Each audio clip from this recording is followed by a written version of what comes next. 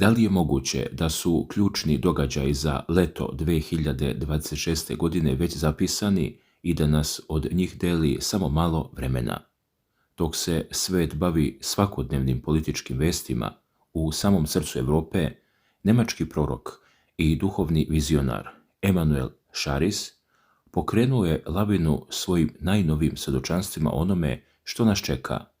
Živimo u vremenu kada se obrisi starog poretka ubrzano urušavaju, a reči ovog nemačkog vidovnjaka iz Düsseldorfa izranjaju kao jasan i napet putokaz kroz maglu globalnih previranja. Leto 2026. godine sve se češće pominje ne kao obična smena godišnjih doba, već kao tačka velikog preloma, vreme kada skrivene istine postaju vidljive, a moćni svetski sistemi dobijaju svoj jasan, neumoljiv odgovor.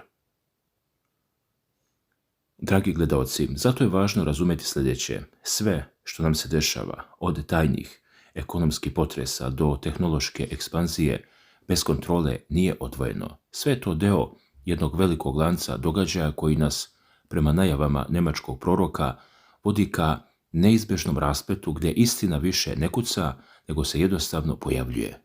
I tu dolazimo do ključne stvari i njegovog prvog velikog proročanstva za Europu, koje nosi naziv Kada skriveni brojevi izađu na svetlost.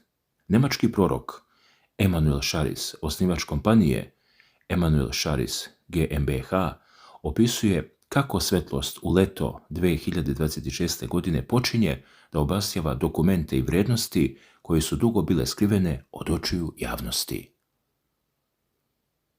Video sam kako se otvaraju fioke, prenosi Scharis svoje vizije, papiri, iznosi plate, vrijednosti koje nikada nisu izgovorene na glas. Odjednom ih je svetlost dosegla. Prema rečima, pred nama je godina velikog otkrivenja i ulaženja u potpuno novi odnos sa istinom. Ljudi će se gledati drugačije. Neki će osjetiti olakšanje, dok će drugi biti duboko šokirani, jer pravednost, nekada apstraktna, postaje opipljiva i merljiva. Kada uporedimo ove reči sa stvarnim stanjem na terenu, postavlja se opravdano pitanje: da li su te skrivene fioke zapravo tajni bilansi i realno financijsko stanje evropskih država koje političari pokušavaju da sakriju od naroda? A prema podacima nezavisne analitičke mreže Eurointelligence, evropske sile se već suočavaju sa dubokim unutrašnjim ekonomskim krizama i neodrživim dugovima o kojima zvaničnici nerado govore u javnosti. Politički lideri u svojim kampanjama pokušavaju da ulepšaju ovu surovu stvarnost moralnim pričama, dok drugi naivno veruju da je ovo samo privremeni šok. Ali povratka na staro nema i cijela Europa se, kako svedoče analitičari, suočava sa sudbinskim obračunom i preispitivanjem moći. Ali ovdje priča nestaje, jer se pukotina širi i na polje tehnologije. I tu dolazimo do druge velike vizije nemačkog proroka, koju on naziva ukročeni duh metala i svetlosti. Scharis opisuje modernu tehnologiju, pre svega veštačku inteligenciju, kao blistavi duh izatkan od koda i metala koji pokušava da se bezgranično proširi kroz naše gradove i ekrane. Međutim, u jednom trenutku pojavljuje se ruka tihe sile. On svedoči o digitalnoj tišini koja će se proširiti delovima Europe, programi koji odbijaju da se otvore, alati koji su učutali i ekrani koji se tamne, ne zbog kvara, već zbog uvođenja oštrih ograničenja, kontrole i discipline. Tehnologija će, prema ovoj viziji, morati da nauči poniznosti, a slobodan digitalni prostor bit će podvrgnut novim oblicima dozvola i stroge cenzure. I dok Europa pokušava da ukroti digitalni svet, njena zavisnost od spoljnih tržišta donosi novi potres. Treće proročanstvo nemačkog vidovnjaka najavljuje dramu na policama evropskih supermarketa pod naslovom Kada plodovi zemlje promene svoj put. On opisuje kako proizvodi poput kafe, čokolade i osnovnih namirnica trepere i nestaju sa polica. Da bi se ponovo pojavili sa potpuno novim cenama i nepoznatim etiketama. To nije klasična nestašica, već znak da zemlja govori kroz lance snabdevanja, a tržište je prinuđeno da sluša. Da bismo razumjeli zašto se ovi lanci snabdevanja prekidaju, moramo da skrenemo pogled ka istoku, ka Kini. Mnogi zapadni izvori površno posmatraju Narodnu republiku Kinu kao agresivnog trgovca. Međutim, kako prenosi Eurointelligence, stvarna priča je mnogo dublja, jer se i ta daleko istočna sila bori sa sopstvenim unutrašnjim problemima, dužničkom deflacijom i padom uvoza. Istaknuti kineski ekonomista Li Daoqi javno je ukazao na ozbiljno hlađenje njihove privrede i visoku stopu nezaposlenosti. Kada tamošnji ekonomski sistem uspori, njegovi plodovi prestaju da stižu u Europu po starim, povoljnim cenama. To je ta ravnoteža o kojoj govori nemački prorok. Europa će kroz prazne police i poskupljenja platiti cenu globalnih ekonomskih blokada. Međutim, ovaj lanac događaja ima i svoju mnogo mračniju istorijsku i duhovnu stranu. Svi ovi potresi u Europi, prema analizi teološkog časopisa Judeo-Christian Clarion, mogu biti uvod u obnovu nečeg davno zaboravljenog i opasnog. U tekstu pod naslovom "Da li svedočimo rođenju Četvrtog rajha?" autori nas vraćaju na suštinu tog pojma, univerzalnu težinu za objedinjavanjem apsolutne moći na europskom tlu.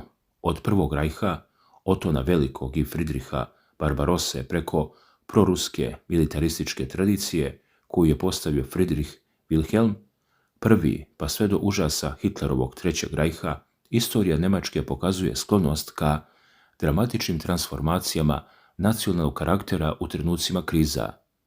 Istoričari poput Richarda Evansa podsjećaju nas na kako je ideja o jedinstvenoj europskoj sili uvek imala duboke imperijalne ambicije. Časopis Tomorrow's World donosi analizu Douglasa Vineila, koji povlači direktnu paralelu između tog duha i drevne surove Asirije, prepoznatljive po centralizovanoj efikasnosti i militarizmu. U tom kontekstu teološki analitičari posjećaju na biblijska proročanstva iz knjiga proroka Isaije i Danila, koja najavljuju da će pred kraj ovog doba na pepelu starog rimskog carstva ponovo ustati moćna sila sa gvozdenim zubima. Globalni aparat koji će u početku delovati miroljubivo, ali će se ubrzo transformisati u mehanizam stroge kontrole.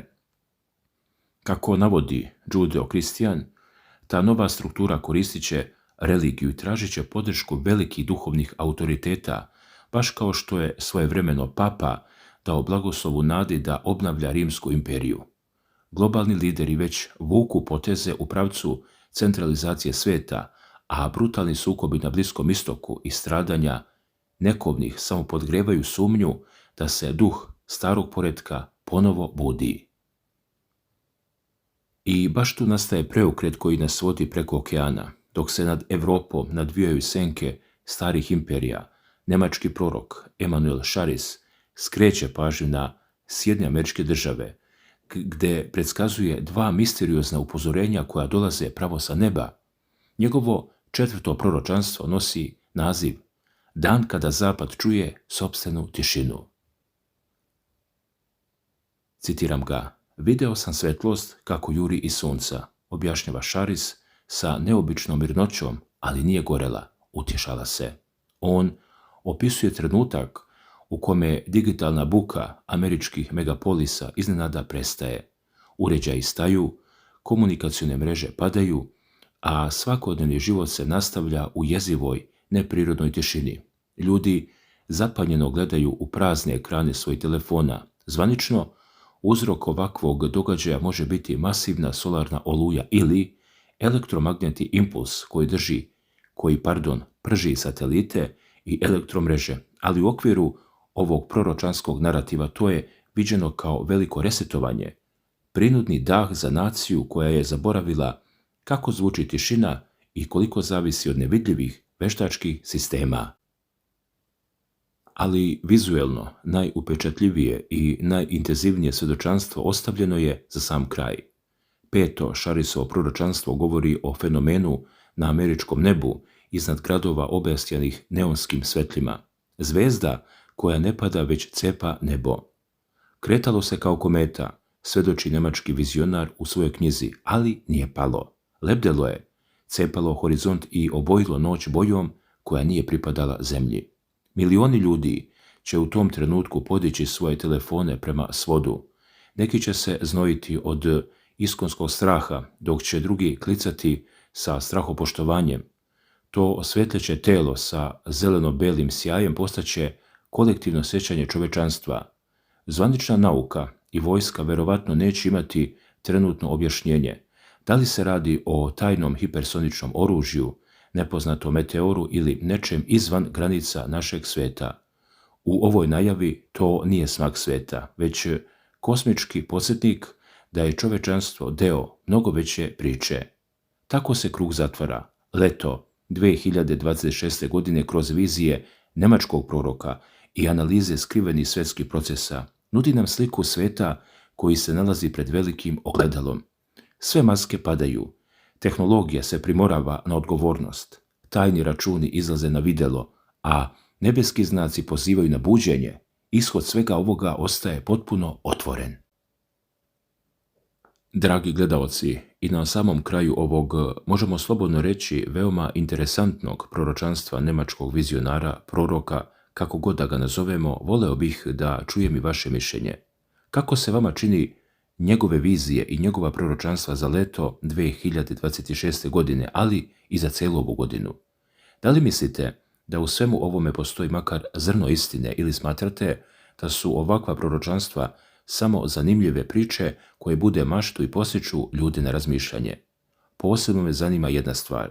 Pominje se nagoveštaj dolaska takozvanog Četvrtog rajha. Kada čujete taj izraz, na što vas on asocira? Kako vam misli prolaze kroz glavu? Da li u vama budi pozitivna ili negativna osjećanja? Šta mislite da bi taj izraz danas uopšte mogao da znači? Pišite mi detaljno u komentarima jer me zaista zanima kako vi gledate na sve to i voleo bih da pročitam različita mišljenja. Mi smo se potrudili da ovo proročanstvo analiziramo što detaljnije i da vam prenesemo ono što se u njemu navodi, ali želim još jednom da naglasim jednu veoma važnu stvar. Proročanstva su ipak samo proročanstva. Ona nisu dokaz da će se nešto zaista dogoditi i ne treba ih posmatrati kao sigurnu budućnost. Zato vas pozivam da ostanete mirni, trezveni i da sve ovo posmatrate sa dozom razuma.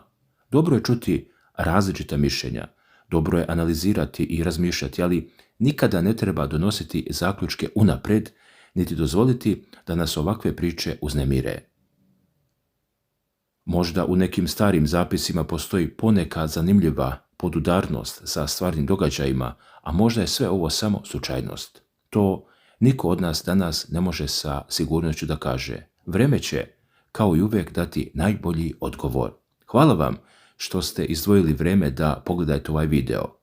Ako vam se dopao, podržite kanal lajkom, podelite ga sa prijateljima i naravno, pretplatite se ukoliko već niste. Čuvajte sebe i svoje najbliže. Želim vam mnogo zdravlja, mira i svako dobro. Vidimo se vrlo brzo u narednom videu. Pozdrav!